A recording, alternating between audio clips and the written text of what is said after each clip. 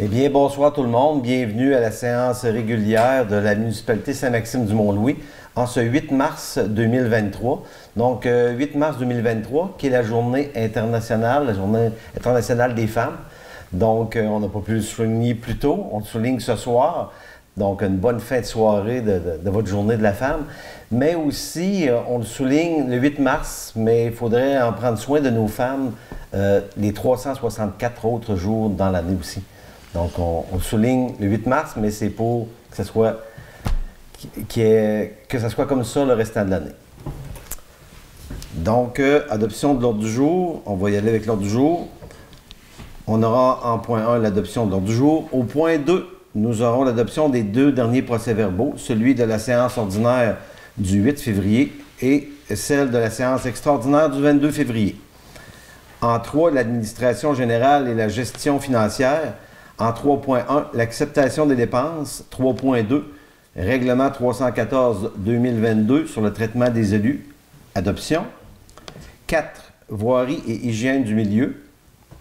En 4.1, ce sera les panneaux pour garderie. 4.2, laveuse à pression. 5.0, urbanisme et développement. Donc, on aura le rapport mensuel des permis municipaux. Après ça, les points 6, sécurité civile et publique, on n'a pas d'autres points. Loisirs et vie communautaire, il n'y a pas de points. Demande et correspondance, on n'en a pas eu, je pense. 9, on aura le rapport des représentants municipaux. Et 10, période de questions. 11, levée de la séance. Donc, ça va prendre un proposeur pour l'ordre du jour tel que proposé. J'ai Vincent. Okay. En 2, ce sera nos procès-verbaux. Donc, on y va un par un. 2.1, l'adoption du procès-verbal de la séance ordinaire du 8 février 2023. Donc, tous les membres du Conseil ont déclaré en préséance avoir lu et pris connaissance du procès-verbal de la séance ordinaire du 8 février 2023. En conséquence, le procès-verbal soit adopté tel que rédigé. Donc, là aussi, proposeur et secondaire. Stéphane? Et Renaud. 2.2, c'est l'adoption du procès-verbal de la séance extraordinaire du 22 février 2023. Là aussi, tous les membres du Conseil déclarent avoir lu en préséance le procès-verbal de la séance du 22 février 2023. Donc, ça nous prendra un proposeur pour qu'il soit adopté tel que rédigé. Renaud et Stéphane. En 3, l'administration générale et la gestion financière. En 3.1, l'acceptation des dépenses. Considérant que les dépenses ont été présentées aux membres du Conseil lors de la préséance et même avant, que le greffier trésorier certifie que la municipalité dispose des crédits suffisants pour les dépenses acceptées dans la présente résolution, il est proposé que le Conseil approuve la liste des dépenses suivantes. Premier, c'est les comptes à payer pour un total général de 52 164,48 $. Les paiements par dépôt direct pour un total général de 253 753,24 $. Et les comptes payés pour un total général de 17 120,03 $. Petite précision, des fois, il y en a qui remarquent que le montant est plus élevé que d'habitude, comme pour le paiement. C'est qu'il y a eu un refinancement, fait qu'il y a eu une sortie de fonds, mais il y a aussi une entrée de financement, mais ça apparaît pas quand on parle des dépenses qui sortent. Fait que pour dans le 200 000, c'est un refinancement in and out. In and out. Voilà.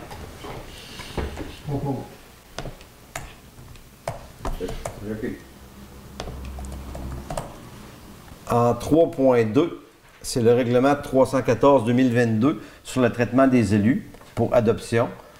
Donc, le conseil municipal de la municipalité a adopté le règlement ayant pour objet le traitement des élus municipaux ordonnant et statuant ce qui suit. Donc, il y a eu un avis de motion qui a été déposé, je pense que c'est en novembre ou en décembre. 9 novembre. Avis avec dépôt. Donc là, c'est pour l'adoption finale, donc pour la rémunération des élus. Donc, ça va prendre un proposeur et un secondaire. J'ai entendu propos, mais c'est Tim, c'est ça? Oui. Ça prend un secondaire. Oui. En 4, voirie et hygiène du milieu, 4.1, c'est les panneaux pour les garderies. Donc, nous avons 3 garderies dans notre municipalité. Donc, ce qui a été discuté et ce qui est proposé ce soir, c'est que le Conseil autorise l'achat de 6 panneaux d'avertissement pour ralentissement devant les 3 garderies en milieu familial au montant de 453 $ avant taxes et transports et en effet les dépenses au surplus accumulées. Donc, il y a 2 garderies à Mont-Louis, donc il y aura des panneaux avant et après pour prévenir qu'il y a une entrée aux garderies. Donc, les 2 à Mont-Louis et celle de Gros-Morne également. Donc, ça va prendre un proposeur. Renaud? J'appuie. Donc, ça ressemble, c'est comme des gros panneaux de signalisation jaune assez fluo, c'est écrit garderie. Donc, si quelqu'un ne le voit pas, on lui retire son permis, parce que ça va être assez gros et visible. 4.2, c'est la laveuse à pression. Donc, il est proposé que le Conseil accepte l'achat d'une laveuse à pression après avoir confirmé les exigences minimales requises pour être utilisée partout sur le territoire de la municipalité. Donc, ce soir, on n'a pas statué sur quelle laveuse à pression qu'on va acheter. Bien, oui, on en a une à 3 799, mais il restait une question à répondre. Ça fait que si elle répond à la question qui nous restait à avoir comme réponse, on va faire l'achat de celle-là. Sinon, on va revenir en séance. Mais sinon, on la jette. Puis, bon, on peut prendre un fonds comme celui de Northland qui n'avait pas été discuté. Donc, tu t'oublies. Les discussions ont tourné de savoir c'est qu'il fallait acheter la bonne affaire, pas acheter de quoi de pas assez de qualité puis que ça fasse pas l'ouvrage, pas acheter quelque chose qui va être trop cher, qui est pas très utile. Donc, il restait un point à déterminer, mais ça va être probablement cette petite laveuse-là. Donner l'exemple, parce qu'il y a du nettoyage à faire, mais il y a des conduites à dégeler quand on voit que dans les rues, c'est gelé puis qu'ils passent, on gaspille de l'eau potable à partir de la bonne fontaine, de l'eau à température ambiante, de l'eau même froide. Mais c'est ça la technique pour dégeler sur un tuyau. Fait que si on passe 3-4 heures à gaspiller de l'eau en disant que la glace finit par fondre au bout de la pression de l'eau à température ambiante, fait qu'on veut une machine à pression à eau chaude pour multi-usage, mais qui va réussir de temps en temps qu'on s'en sert. Pas besoin d'être une industrielle à 15 000 $, mais en autant qu'elle s'assure qu'elle puisse pomper de l'eau dans un petit réservoir, dans un ruisseau, quand il n'y a pas d'aqueduc, par exemple. Fait que c'est le genre de question soulevée. Fait qu'on en a une, on a un prix. Mais il y avait encore une question à répondre avant de faire l'achat. Fait que c'est sûr qu'on va faire l'achat seulement si, avec la proposition qui est faite, si ça répond aux besoins.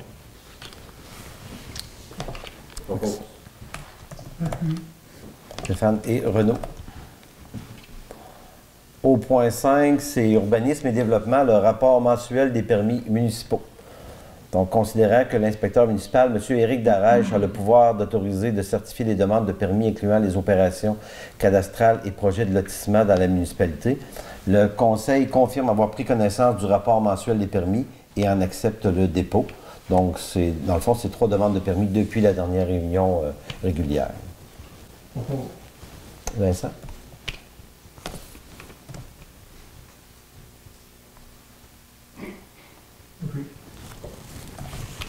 Donc, 5.1. On n'avait pas rien rajouté au point 6, 7, 8 et 9, comme j'avais nommé dans la lecture de l'ordre du jour. Peut-être juste un petit oubli, il n'y avait pas de point spécifique, mais juste un point d'information, si vous me permettez. Oui. Parce qu'il y a eu une demande, c'est pas une demande, je fais juste vous informer qu'il y a eu peut-être une problématique de sécurité avec des arbres, des arbres, une demande d'une citoyenne. Donc, pour dire que ça avait été répondu comme quoi on allait répondre dans les meilleurs délais par rapport à cette problématique-là. Mais évidemment, il y a une partie de la problématique qui est un travail normal de l'inspecteur et qui est en cours. Fait qu'on peut s'assurer que ce qui doit être fait par la municipalité va être fait. Mais la réponse n'a pas été faite parce qu'il y a quand même de l'information à aller chercher.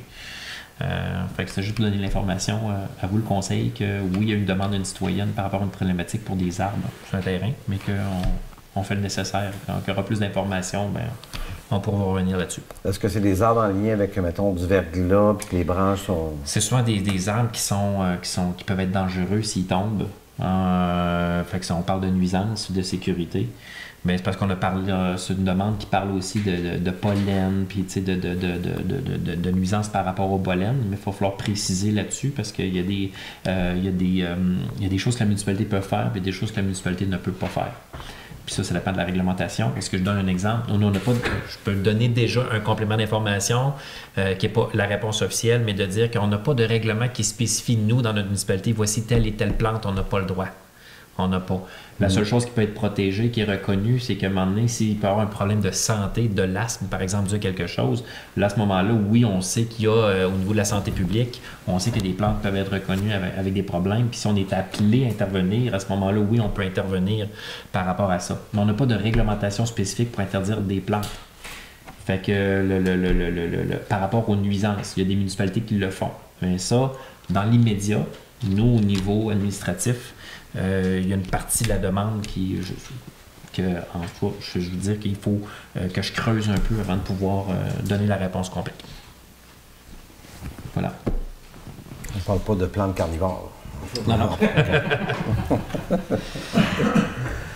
Donc, on y va en point 9 avec le rapport des représentants municipaux. Est-ce qu'il y a des gens qui ont des rapports du dernier mois? Non? Non. Daniel? Oui. C'est en rapport avec l'OMH, oui. l'Office d'habitation de Mont-Louis.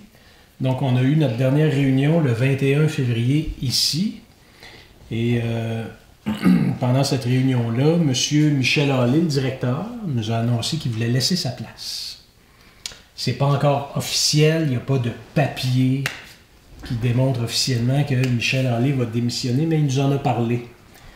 Donc, je veux juste profiter là, de l'occasion qu'on a pour dire que, incessamment, il va y avoir un poste qui va être affiché et que l'OMH va chercher un directeur général. Fait que c'est ce que je voulais dire. Voilà. Et de votre côté? Non, je voudrais peut-être avertir que les patinoires, c'est pas mal sur la fin, là. Oui. C'est ça, ben on ferme ça. Je pense que la dernière journée, c'est aujourd'hui. Ben, en fait, c'est qu'ils sont déjà fermés à cause des mauvaises conditions. Puis, on ne s'attend pas à ce que les conditions redeviennent. Il faudrait comme remettre autant d'énergie pour qu'elle soit rescrapée 2 jours plus tard. On était rendu à 1 semaine près, fait que c'est définitif. Là, on annonce que les patinoires vont être fermés pour le restant de la saison. Oui, c'est ça. Souvent, les patinoires, il y a des redoux durant l'hiver, puis on sait qu'il va faire moins 10 la semaine d'après, puis moins 12. On peut le refaire. Là, quand on est rendu là, même après le relâche, il y a même des années qu'on avait de la misère à l'avoir, même pour le début de la relâche. Là, les gens ont pu en profiter pendant toute la semaine au complet. Puis là, ben là, c'est fait 2 degrés, 3 degrés, le soleil. Peut-être qu'on voit l'asphalte. Je ne sais pas, Vincent, comment est-ce que c'est? Hein? Je ne peux pas aller voir, mais c'est pour ça que ça ferme, parce que là, il va peut-être faire un moins 5, moins 8, on va le remonter pour une journée, puis après ça, ça va venir à plus 2, plus 3. Donc, fait que on est rendu là. On est rendu. Mais tant mieux, ça veut dire que le beau temps s'en vient. À part de ça, les patinoires, donc, moi, on n'a pas d'autres rapports. Donc, la période de questions. Est-ce qu'on a des questions dans la salle? Oui. Oui. Je venais juste faire un petit suivi par rapport au dossier de Irvin et savoir si vous avez réussi à les contacter. Non, je ne les ai pas contactés parce que j'étais un peu débordé. Puis, mais j'ai commencé à composer ce que je vais faire. Ça se peut que tu as communiqué avec eux. D'ici, peut-être la semaine prochaine, on pourrait se prendre rendez-vous pour qu'on regarde ça ensemble. Pour savoir aussi de quoi tu as parlé avec eux, pour pas qu'on se répète, puis aussi dire les bonnes choses, puis faire les bonnes demandes, parce qu'on avait eu une demande de citoyens, parce que le garage, l'ancien garage Irving en Exploreuse, il sert de base de dessin à peu près à n'importe qui, là. Puis c'est quand même, on aimerait qu'il se passe quelque chose là, soit qu'il y ait une repeinture, soit peut-être qu'ils vont le démolir éventuellement, mais on va avoir des réponses, on ne veut pas que ça reste là encore longtemps. Ça fait depuis 2002 que c'est fermé, mais là, depuis 2 ans, là, il y a un acharnement là, avec des graffitis qui n'est pas attrayant. Fait qu'on se contacte peut-être même en fin de semaine. On est presque voisins en plus. Oui. Je vais vous remettre pour l'information concernant la valeur du bâtiment. Oui, oui. D'autres questions? Donc, on passe à la levée de la séance. Donc, ça va prendre un proposeur pour la levée de la séance. Je propose. Bonne soirée à tout le monde et à la prochaine.